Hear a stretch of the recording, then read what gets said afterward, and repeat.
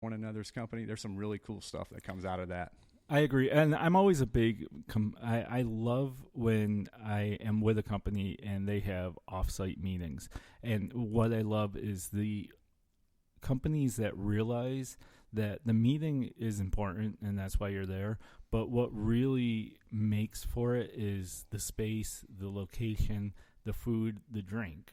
Uh, if you're getting together offsite, why not also treat a little bit for it and make it a comfortable space and make it something that people will remember, and they'll be looking forward to the next event that your company hosts, because not only did you learn something, but it was also just a relaxing, fun day to do it. Yeah, that's right. Now, I think you hit on something there. It's, you can have productive, meetings and time in that kind of context. But more than that, I think it helps to form the bonds, the connections between humans that lead to just some really interesting things outside of the most immediate work concerns.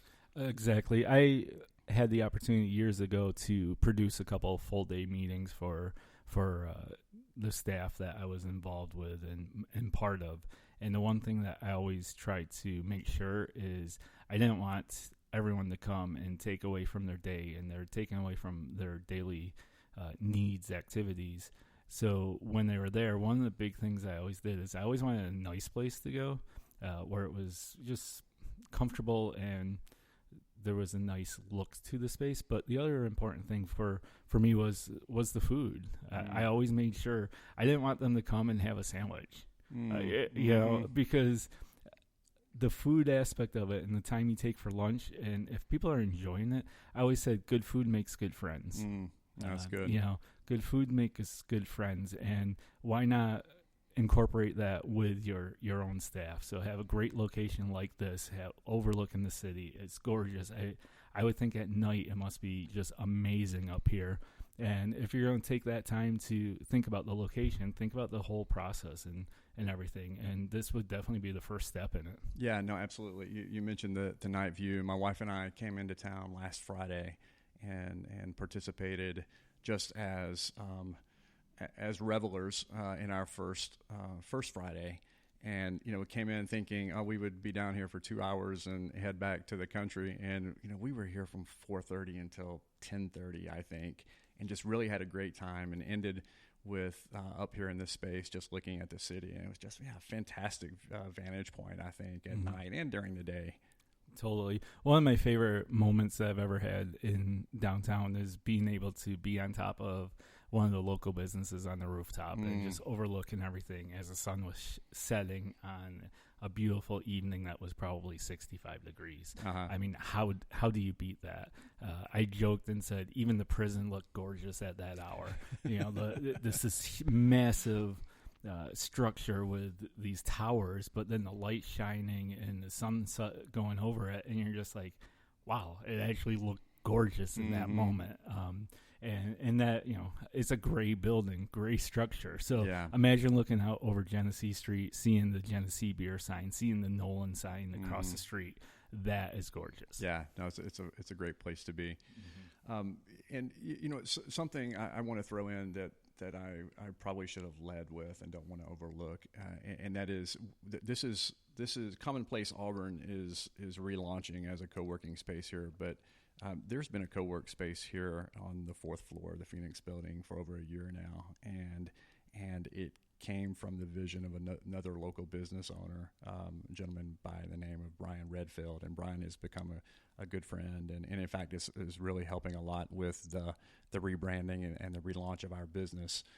But we as he sort of shifted his focus and moved into some other of his business endeavors, we're just taking the good work he started and are continuing on that same path. And we're glad to hear that it's continuing on. It's always a shame when someone puts so much effort into something and then just kind of has to let it go for other responsibilities. So the fact that you stepped up and are taking on this responsibility and venture, I applaud you. Oh, thank you. Yeah. Auburn is great and growing, and this is just another step that will allow people to be downtown, live downtown, and enjoy this space.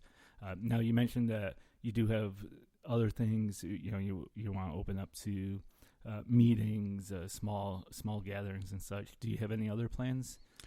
Yeah, so this is a pretty new opportunity for us. It was the middle of January when the opportunity first presented itself, and we essentially moved into this role as operators 1st of February, and so we're sort of a work in progress.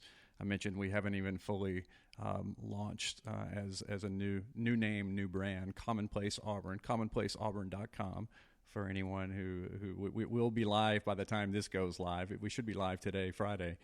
But yeah, so in terms of as the vision is beginning to crystallize a little bit. I mean, it's co-working first and foremost, and there's lots of opportunities there. But then really kind of capitalizing on that meeting place idea, want to be a place for both members of Commonplace Auburn as well as community members to be able to come and have some really targeted meetings or gathering places, kind of networking type opportunities, open houses, and a place to come and find some connections and community. But then a third sort of focus here is this idea of learning, and this is why I probably have become most excited about in talking to business leaders already in the community about some of our plans.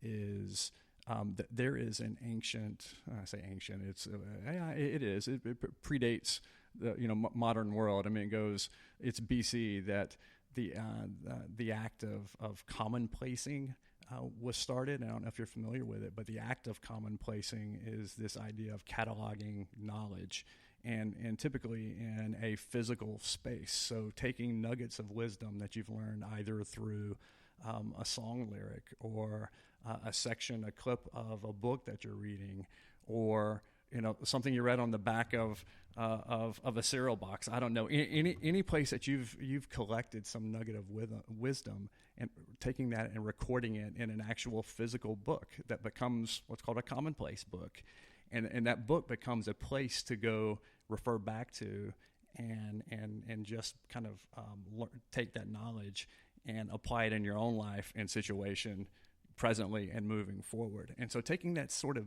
general idea of commonplacing, taking ancient knowledge, old knowledge, someone else's wisdom, applying it to your own situation in your own community, is that idea that we would like to embody here through some locally focused programming, whether that's learning series, lecture series on business owners. I had someone approach me last week that is not a social media person. They're a technology person, but they're really good at utilizing LinkedIn.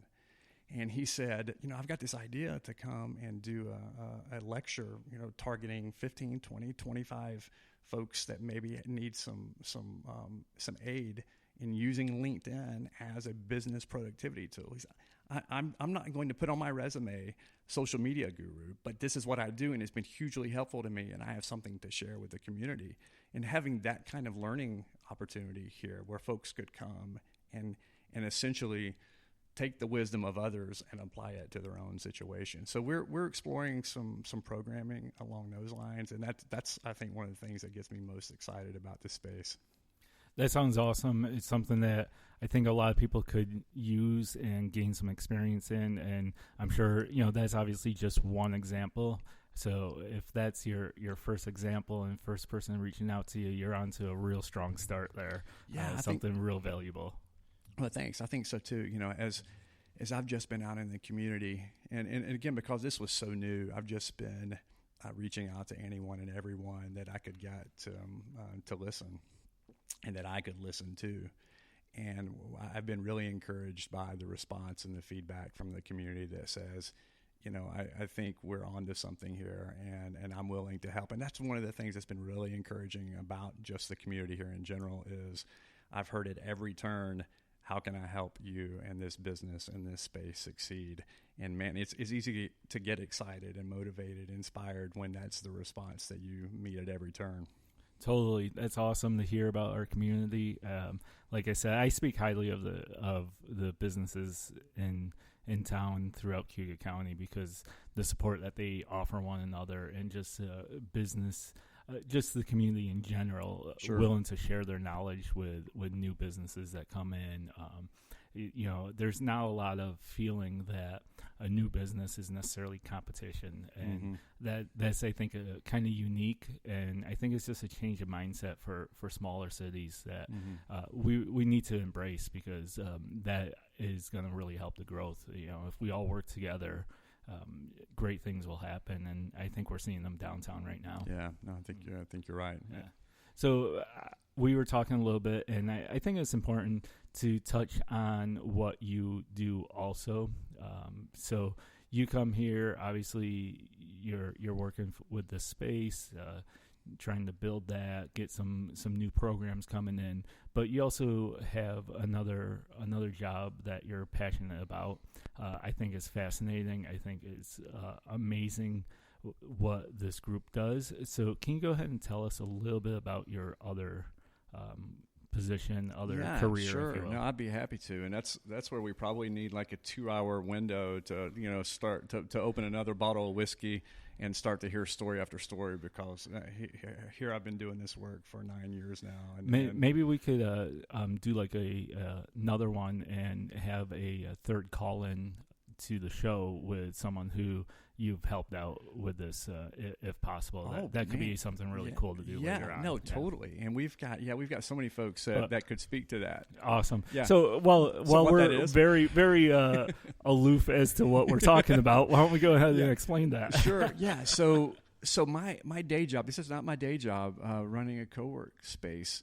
It would be nice if it was, and maybe one day this becomes a central element of what we do. But my day job is working with a Georgia-based nonprofit called Arete Scholars Fund. It's ARETE, Arete Scholars Fund, and essentially we are a scholarship granting organization working exclusively with low-income kids. So we take families with children that are routinely below the poverty level to qualify for our scholarships. And these are K-12 scholarships, not college.